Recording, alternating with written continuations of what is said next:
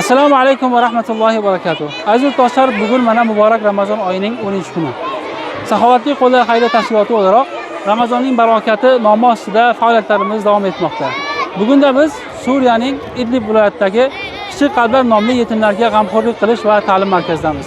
Va bu yerda Turkiyalik bir xayriya tashkiloti hamkorligida 660 dan oshiq bolajonlarimizga jamoaviy iftorlik uyushtirib va mana ko'rishingiz mumkin dasturxonlarni bezab, birozdan keyin shom namoziga azon etilgandan keyin birgalikda iftor qilamiz.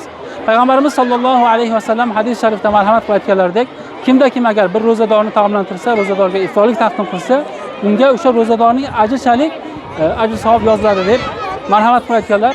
Alloh taolodan so'rab qolamizki, mana bu iftorlikda kimniki sas qo'shilgan bo'lsa, mana shu yerda barcha ro'zadorlarni ajrchalik mana shu birodarlarimizga ajr savob, ma'mur-amallarga bitilsin. Alloh taolo o'zi barchamizdan qabul qilsin. Alloh rozi bo'lsin.